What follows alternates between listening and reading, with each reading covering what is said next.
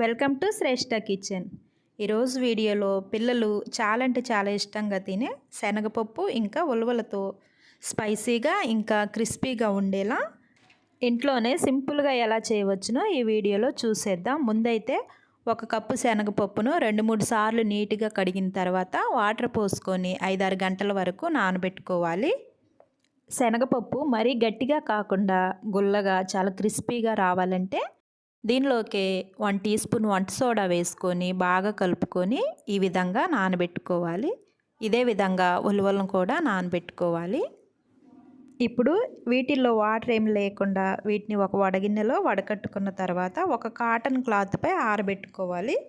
ఇదే విధంగా ఉలవలు కూడా తడి లేకుండా ఆరబెట్టుకోవాలి. చూశారు కదా, అస్సలు తడి అనేది లేకుండా ఈ విధంగా ఆరబెట్టుకోవాలి. ఇప్పుడు ఇలా రెడీ చేసుకున్న తర్వాత స్టవ్ పై ప్యాన్ పెట్టుకొని డీప్ ఫ్రైకి సరిపడా ఆయిల్ వేసుకోండి. ఆయిల్ బాగా వేడైన తర్వాత ఈ పప్పులను కొంచెం కొంచెంగా ఆయిల్లో వేసుకుంటూ బాగా ఫ్రై చేసుకోవాలి. చూసారా, ఈ పప్పులు అనేది ఇలా పైకి వస్తే బాగా వేగాయి అన్నట్టు. ఇలా ఫ్రై అయిన వీటిని ఆయిల్లో నుంచి తీసేసి ఒక ప్లేట్లో వేసుకోవాలి.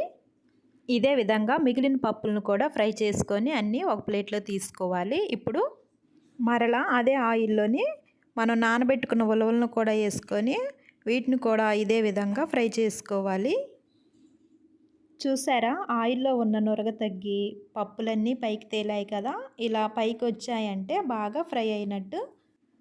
ఆయిల్ బాగా వేడిగా ఉంది కదా. ఇప్పుడు ఈ ఆయిల్లో పల్లీలు వేసామంటే మాడిపోతాయి. నేను చూపించిన విధంగా స్టైనర్లో వేసుకొని కలుపుతూ ఫ్రై చేసుకోవాలి. ముందే కడిగి తడి లేకుండా ఆరబెట్టుకున్న కరివేపాకును కూడా ఇదే విధంగా ఫ్రై చేసుకొని వీటిలో తీసుకోవాలి.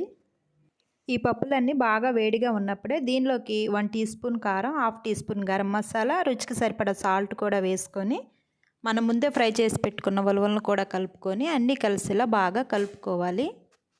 అంతేనండి, చాలా సింపుల్గా చేసుకునే ఈ దాల్ మిర్చిను ఇంట్లోనే చాలా టేస్టీగా క్రిస్పీగా రెడీ చేసుకొని స్టోర్ చేసుకోవడమే.